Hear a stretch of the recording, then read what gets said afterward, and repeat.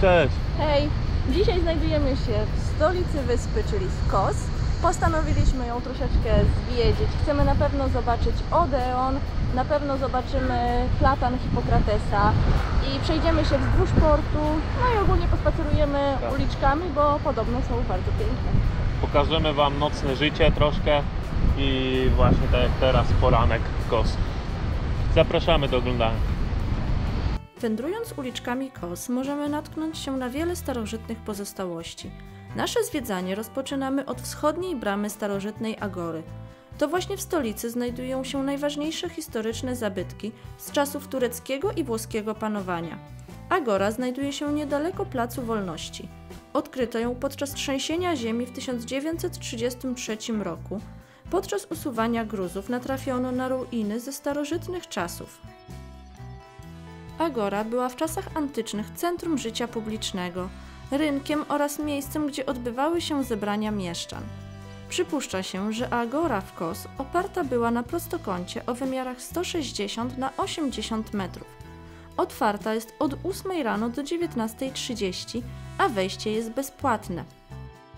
Z dawnej Agory do obecnych czasów pozostały takie budowle jak świątynia Afrodyty, mozaiki podłogowe, kolumnada oraz bazylika.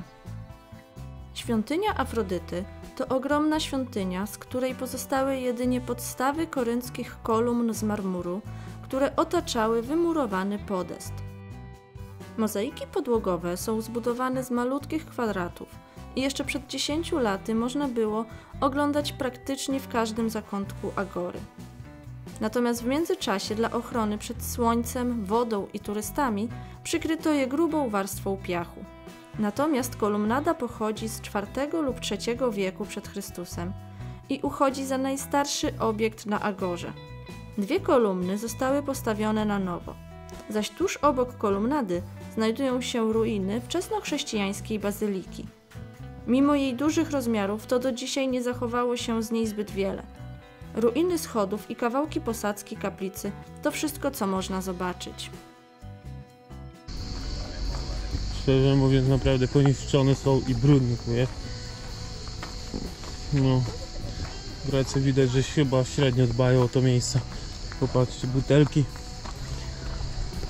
O, kawał historia, jednak się nie dba o to. Idziemy dalej.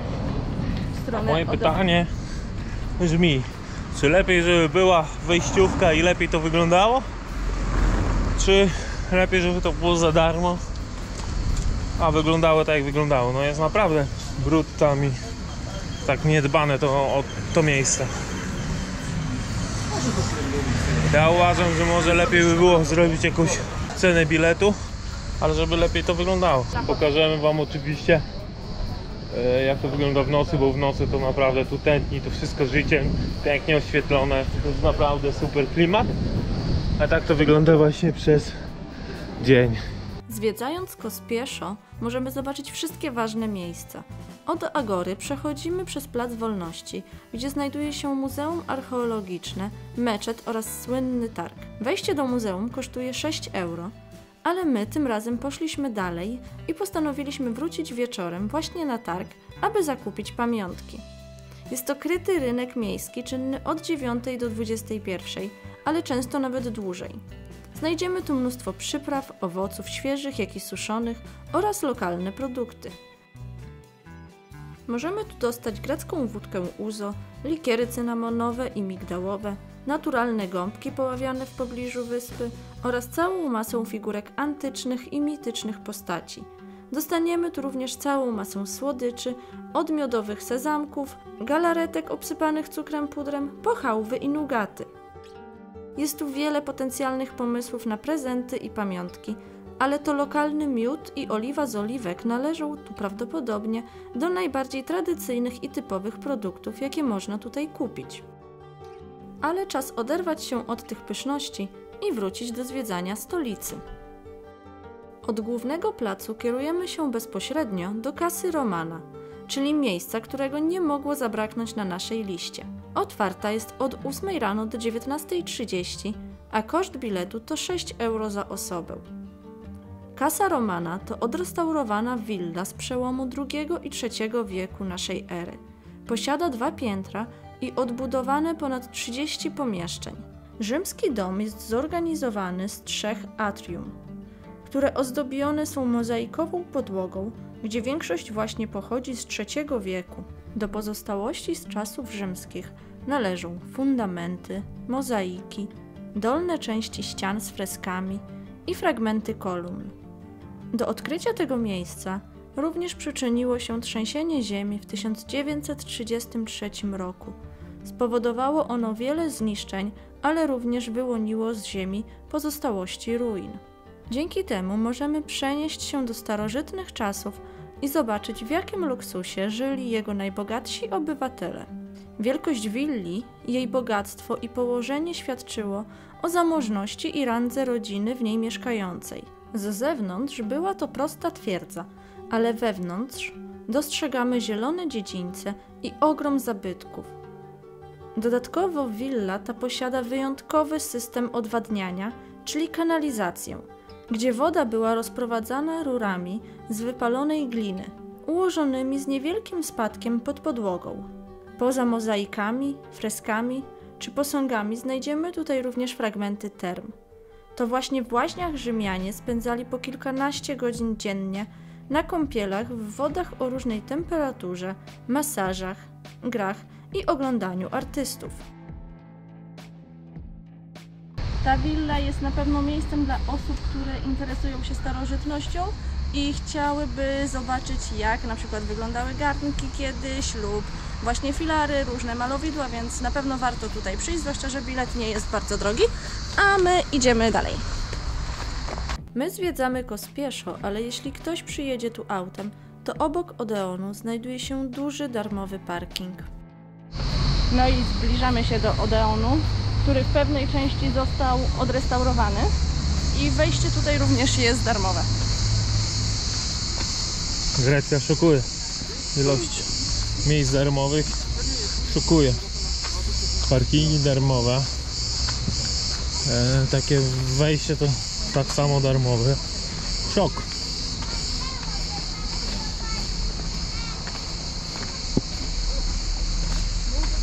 Odeon jest to plenerowy rzymski teatr, gdzie część właśnie siedzisk jest odrestaurowana, ale możemy też wejść tutaj do tunelu pod siedzeniami i właśnie najpierw idziemy tam. Tylko nie wiem, czy na GoPro będzie to widać. Pod widownią znajdowały się ciągi komunikacyjne w formie 2 półokrągłych portyków. Prowadziły do szeregu pomieszczeń. Dziś są to małe sale wystawne i panuje tu przyjemny chłód. Odeon jest to rzymska sala koncertowa, trochę podobna do teatru. Podczas odkrycia tego miejsca znaleziono również wiele posągów, które znajdują się dziś w muzeum. Najbardziej cenioną pamiątką jest marmurowy posąg Hipokratesa. Odeon mógł pomieścić 750 osób w 14 rzędach. Służył nie tylko do organizowania publicznych wydarzeń kulturalnych, ale także był siedzibą lokalnej Rady Starszych. Od Odeonu kierujemy się ponownie w stronę centrum, gdzie na swojej drodze mijamy jeszcze jeden zabytek, tym razem z nowożytnej Grecji, a jest nim prawosławny kościół Agia Paraskevi, uznawany za jeden z najładniejszych na wyspie. Został zbudowany w neobizantyjskim stylu w latach 30. XX wieku. Świątynia ta jest poświęcona świętej Paraskevi, czyli Greczynce, która została zabita przez Rzymian w II wieku za to, że była chrześcijanką. Ale my teraz kierujemy się tutaj w dół, w główne uliczki takie handlowe na Starym Mieście, gdzie jest mnóstwo straganików, restauracji, kawiarni i teraz Wam pokażemy, jak one wyglądają. Również pokażemy Wam, jak wyglądają w nocy, bo mamy nagrane, a wygląda to super. Kos to malutka grecka wyspa na Morzu Egejskim. Liczy około 26 000 mieszkańców i według nas tydzień wystarczy, aby tu odpocząć na piaszczystych lub kamienistych plażach, poznać grecki styl życia oraz zwiedzić wyspę i zobaczyć najciekawsze zabytki i atrakcje. Wyspa jest idealna dla wszystkich. Mamy tu liczne plaże, ścieżki rowerowe. Dla tych, którzy kochają jedzenie, nie zabraknie tu greckich tawern i restauracji. A w stolicy możemy odnaleźć historyczne zabytki. To właśnie stolica, o tej samej nazwie co wyspa, jest centrum kulturowym i jednocześnie jednym z najchętniej wybieranych kurortów na wakacje. W dzień w centrum widzimy liczne straganiki i sklepiki, natomiast nocą dodatkowo są tu tętniące życiem bary i kluby. Między handlowymi uliczkami trafiamy na Marchand Street, czyli jedną z najpiękniejszych uliczek w stolicy. Charakteryzuje się białymi schodami, niskimi białymi budynkami z niebieskim wykończeniem, a kolorowe wazony, krzesła i kwiaty dodają jej tylko uroku. Znajduje się tu Fish House Taverna, w której można spróbować ośmiornicy, mól oraz typowo greckich przystawek. W każdej z tawern czeka nas mnóstwo pyszności, jak również kelnerzy, którzy zapraszają do środka, a my prosto ze Starego Miasta kierujemy się w stronę portu. To właśnie stąd wypływają statki, na przykład na rejs na 3 wyspy, z którego osobiście korzystaliśmy i już niedługo pojawi się film z tej wycieczki, więc zachęcamy do śledzenia naszego kanału. Aktualnie w porcie jest zacumowanych niewiele statków, ale na końcu filmu znajdzie się materiał z naszego nocnego spaceru, więc zostańcie z nami do końca. Port w Kos jest jednym z najchętniej fotografowanych miejsc, a jednocześnie jest głównym portem całej wyspy. To właśnie stąd wypływają promy do Bodrum. Jest to tureckie miasto, gdzie możemy poznać zupełnie inną kulturę i spróbować regionalnych tureckich potraw. Port charakteryzuje długa promenada nad morzem, widok na Turcję oraz mnóstwo greckich tawern. Cumują tu łodzie, jachty, kutry, a także promy wycieczkowe. Można sobie tutaj wypłynąć, połowić rybki. Fajna sprawa. I wypływają 2 razy dziennie. O 10 i o 15. 15 do 18. Tak to mniej więcej wygląda. Fajna sprawa. Dla każdego miłośnika wędkowania.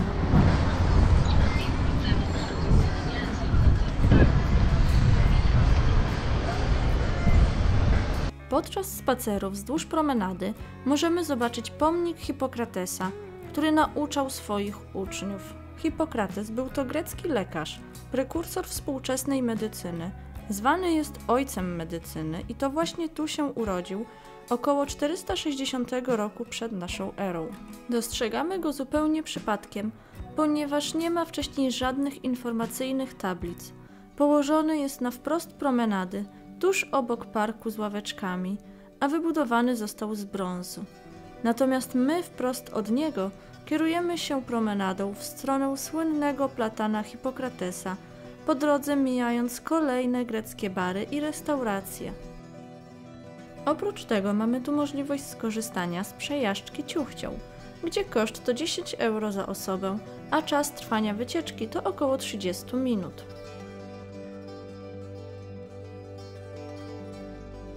Oczywiście w drodze do zabytkowych miejsc nie może zabraknąć bardziej przyziemnych atrakcji, takich jak na przykład zrobienie sobie swojej karykatury, gdzie czas jaki na to potrzebujemy to około 5-10 minut. Ale my już po kilku minutach docieramy do najbardziej charakterystycznego miejsca, które przyciąga wielu turystów. Jest to słynny obiekt, czyli platan Hipokratesa, drzewo związane z ojcem medycyny. Uwagę zwraca jego gruby pień, a średnica korony to około 12 metrów. Według jednej z legend zostało ono posadzone przez samego Hipokratesa, a według innej najsłynniejszy lekarz starożytności po prostu pod nim nauczał. Obie te wersje są obecnie podważane. Aby uchronić drzewo przed uszkodzeniami, jego pień został podparty metalowym rusztowaniem. Spotkaliśmy innych turystów z Polski, którzy wrócili w to miejsce po 5 latach i byli w szoku, jak mocno przez ten czas drzewo się zmieniło i jak znaczna jego część uschła, co zresztą widać i to bardzo. Bezpośrednio od platana Hipokratesa idziemy przez most nad słynną Aleją Palmową w kierunku zamku Neracija, czyli dawnego zamku Joanitów. Jest to największy i najlepiej zachowany zabytek na wyspie. Został zbudowany w XIV wieku przez zakon krzyżowców. Dziś z chrześcijańskiej twierdzy, jednej z 4, jakie Joanici wybudowali na wyspie, zostały tylko okazałe mury.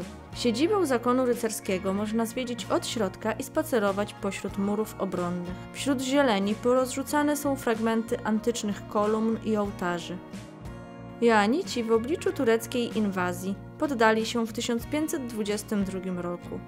Natomiast Turcy z twierdzy zrobili koszary wojskowe, zaś zabudowania wewnątrz zniszczyło trzęsienie ziemi w 1933 roku. Z murów roztaczają się wspaniałe widoki na miasto, port, morze i tureckie Bodrum. To miejsce, które zdecydowanie warto odwiedzić podczas pobytu na Kos. A teraz czas na odrobinę nocnego życia w stolicy.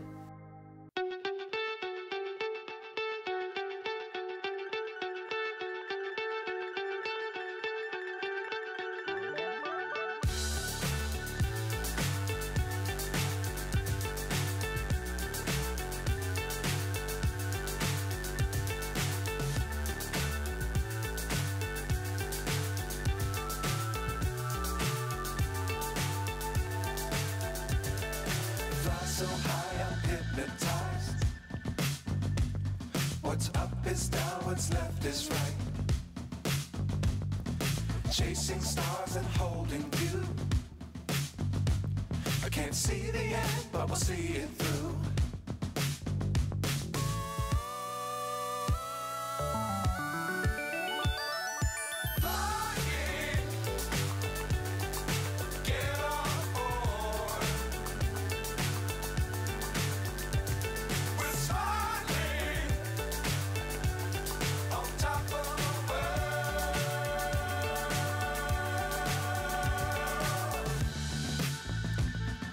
Dangerous times, don't fly too high. Be sure to keep the ground in sight. Fly forever if you keep it tight. Love the world, but keep the sky on your mind.